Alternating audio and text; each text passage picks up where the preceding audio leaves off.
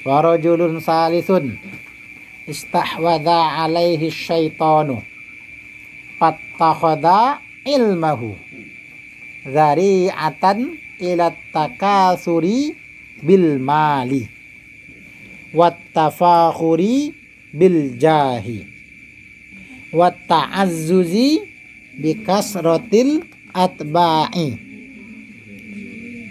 Ya, bita'azzuzi ta'azzuz ya, zai kan, karena izzah ya, izzah itu dia kan berizzah, bermegah izzah di sana, dia bergagah, maka bita'azzuz. salah tulis, kasih titik man, walaupun kitab miminjam baik.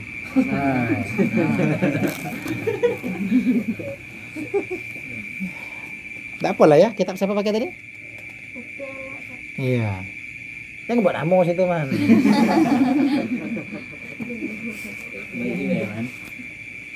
Ya dukhulu bi'ilmihi kulla madkhalin raja'an an yaqdiya minad dunya wa tarahu. Segitu dulu ya. Wa rajulun salisun istahwadha alaihi syaitanu fattakhadha ilmahu dzari'atan ila takatsuri bil mali wat tafakhuri bil jahi wat ta'azzuzi bi kasratil atba'i yadkhulu bi ilmihi kulla madkhalin raja'an an yaqdiya minad dunya wa tarahu. Warajulun salisun, dan keadaan yang ketiga ya. Warajulun, dan laki-laki, salisun yang ketiga. Artinya penuntut ilmu yang ketiga. Orang yang ketiga, keadaan penuntut ilmu yang ketiga. Mudah-mudahan kita tidak termasuk di sini. Apa? Istahwada. Istahwada ya. Alaihi syaitanu, yang telah istahwada, yang telah mengalahkan alaihi atasnya asyaitanu oleh syaitan. Orang ini telah setan kalahkan. Artinya dia telah dikalahkan oleh setan. Kalau kedua tadi dia masih bisa melawan walaupun perlawanannya tidak terasa aman. Karena yang mukhotir dalam hatinya masih ada rasa saya ini salah. Tapi terus juga saya ini salah. Tapi terus juga seperti kata terlanjur basah tadi, dia tahu dia salah, tapi ya sudahlah. Nah, dia pokalah. Tapi dia terus berjalan melakukan kemaksiatan. Nah, yang ketiga tadi istahwada alaihi syaitan, dia telah kalah. Ya, dia telah kalah. Artinya dia tidak mampu lagi melawan, dia tidak bisa lagi melakukan apa-apa, dia telah dikalahkan oleh setan. Fattakhadha ilmahu, maka dia telah mengambil ilmahu akan ilmunya itu zari'atan. Zari'ah itu jalan atau peluang. Makanya nanti kan dalam fikih kan ada syaddu zari'ah, ada fathu zari'ah. Ya, buka peluang sama tutup peluang. Ya, nanti dia mengambil ilmunya itu zari'atan ya, sebagai satu zari'ah, sebagai satu jalan atau satu peluang ila takasuri bil mali. Ila takasur, kepada takasur. Ya, kepada banyak bil mali, dengan harta. Ketika dia telah dikalahkan oleh setan, akhirnya dia mengikuti cara setan. Dengan ilmunya itu dia jadikan ilmu itu sebagai peluang untuk menumpuk harta. Dia pintar tapi membodoh-bodohi orang ya. Dia pandai tapi madek-madei orang ya. Kepintarannya malah digunakan untuk takasur. Untuk takasur, makanya alhaakumut takasur. Kapan berhentinya? Hatta zurtumul maqabir. Kalau depan pintu kubur baru berhenti. Kapan berhentinya? Kalau sudah mati ya tuh. Artinya orang yang telah dikalahkan oleh setan ini, ilmunya dia gunakan untuk menumpuk harta. Di mana ada lokaan, nah dia masuk situ.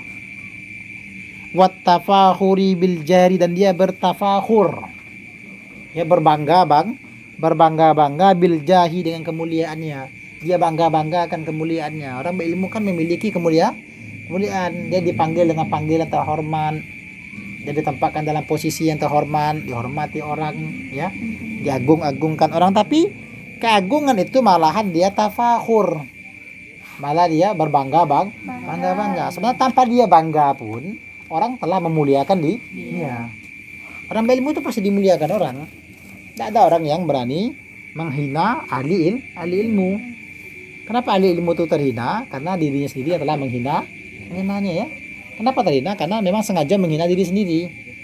Baik dalam kesengajaan yang sebenarnya maupun sengaja dalam tanda kutip. Ya, sengaja sebenarnya dia menghinakan diri ini, ya. Ada memang di sebagian perilaku orang-orang alim itu kadang-kadang begini, ya.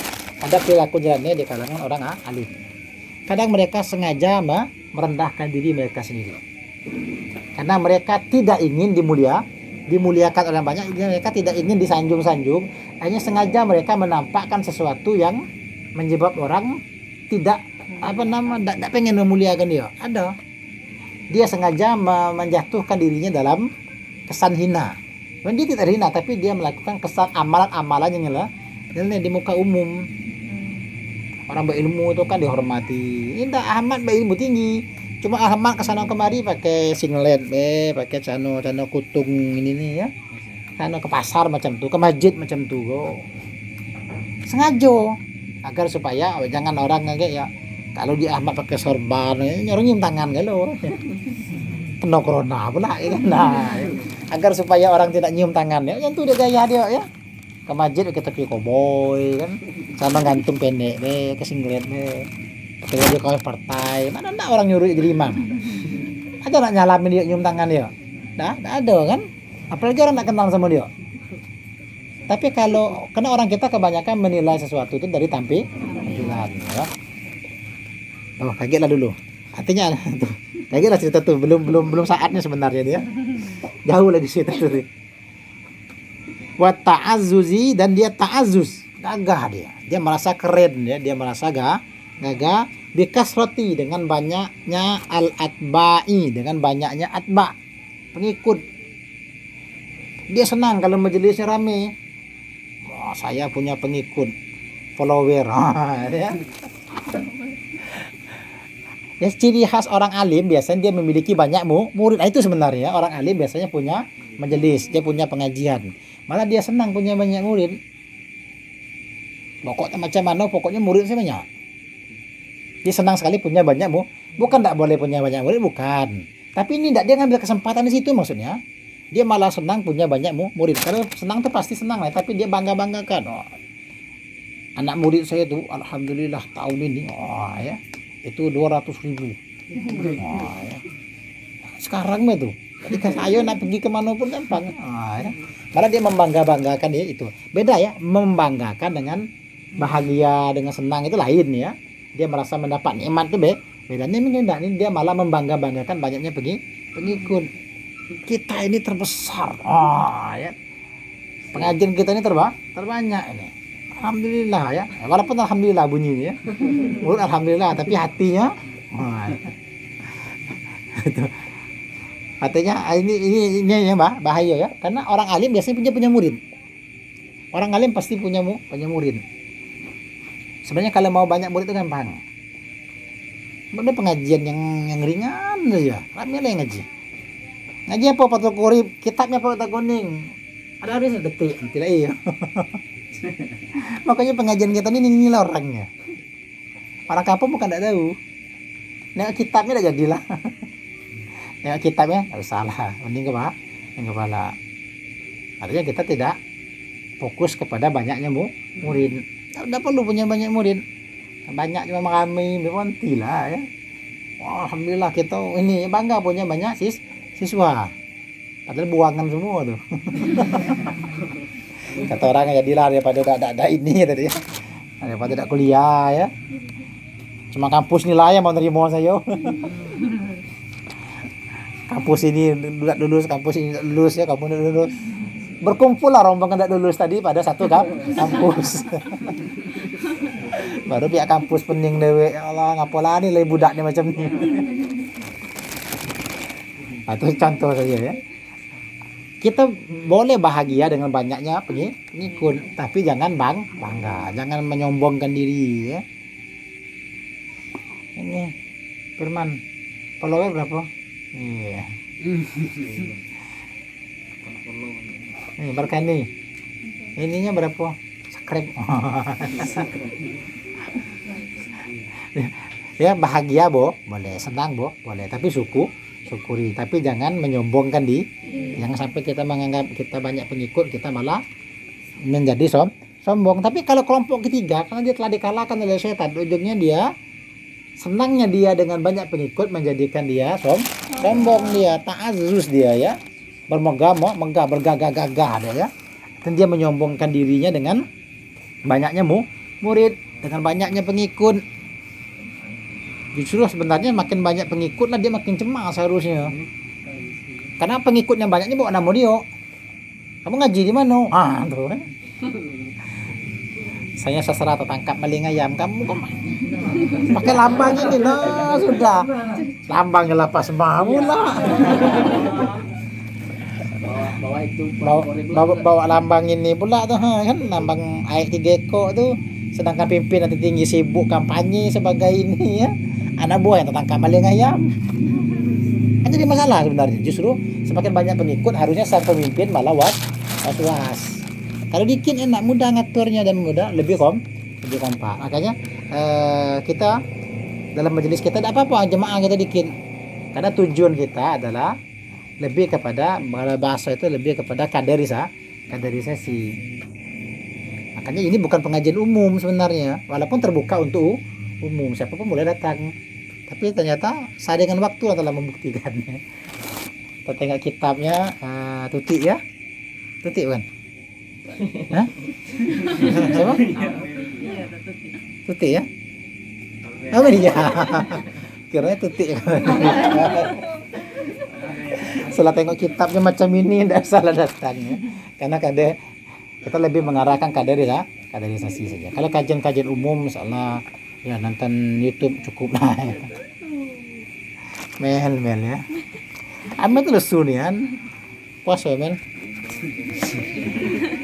Nah dengan 9 ini ya. Banyak cerita gitu ya. Yadkhulu bi ilmihi kullama dakhalin. Yadkhulu masuk dia. Si orang yang dikalahkan setan ini masuk dia bi ilmihi dengan ilmunya itu kullama dakhalin, akan tiap-tiap madkhal tempat masuk. Artinya begini, di mana ada tempat masuk dia masuk. Di mana ada celah dikit dia masuk. Di mana ada peluang dia gunakan peluang itu untuk satu, mengambil harta. Untuk mengambil kemuliaan. Untuk mengambil pengikut. Mana orang rame lah. Share iklan gitu. Mana misalkan bahasanya orang-orang dagang kan begitu. Mana orang ngumpul situ buka toko. Buka toko tempat sepi, siapa nak belanja? Jualan es di kuburan, siapa mau beli? Ya, kuburan Cino rame. Tapi di luar pagarnya, jangan dalam pagarnya. Dalam pagarnya kayak vampir yang beli es itu. Itu kan begitulah menunjukkan ya. Nah kalau orang dagang lain, dia kan memang untuk jualan ya. Ibaratnya begini, si alim yang istahwaza tadi, yang dia dikalahkan oleh setan tadi, pokoknya di mana ada peluang dia ngikut gitu. Ada proyek masuk terus. Mana ada lokaan dia masuk, karena memang itu tujuan dia. Dia telah kalah oleh setan, dia telah mengikuti maunya setan, kalah dia. Kalau mukhotir tadi enggak, dia memang ikuti, teman masih ada perlawanan dalam hati. Tinggal nunggu kapan ketemu buku bertemu kuas saja, kata peribahasa ya. Kapan tekunnya ke buku saja. Macam makan tebu enak manis, tegigit ke bukunya ya, oleng gigi ya, ogel. Nah sama si mukhotir itu begitu, dia ya, terus dia tahu lah ada buku tebu situ. Dia tahu ada buku tuh tebu, cuma asik akhirnya tegigit itu bikin dia sadar.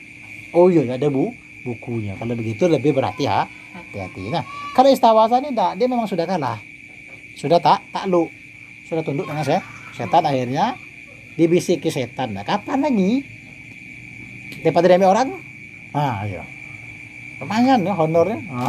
Ya, lumayan. Daripada lumanyun tadi kan. Makanya ya dukhulu bi ilmihi kullama dakhal, di mana ada peluang dia bisa masuk. Pokoknya apapun uangnya, kalau Pak izin kan tidak mau dia tengok-tengok dulu, tidak boleh, tidak mau ya. Kalau mau khotir masuklah, cuman ayo ada iyonya. Hatinya ada kebimbangan dalam hati. Tapi kalau yang kelompok 3 ini dah antam aja dah. Kapan lagi loh. Daripada demi orang, ya kan? Daripada demi orang enak kita ngambilnya. Daripada terkenya enak takunya, kan begitu. Mubazir ya. Dengan alasan mubazir ya. Raja'an an yaqdiya minad dunya wa tarahu. Raja'an ya, penuh pengharapan. Artinya kenapa dia masuk di tempat itu? Karena dia punya pengharapan an yaqdiya bahwa menunaikan oleh dia itu apa? Minad dunya, dari keduniaan itu, wa tarahu, akan hajatnya, akan watornya, akan kebutuhannya atau akan hajatnya. Kenapa setiap peluang dia masuk? Karena dia punya harapan. Jadi hajat dunia saya terpenuhi. Pokoknya saya mau ini, dengan ikut ini saya dapat. Dia bisa memenuhi hajat dunianya.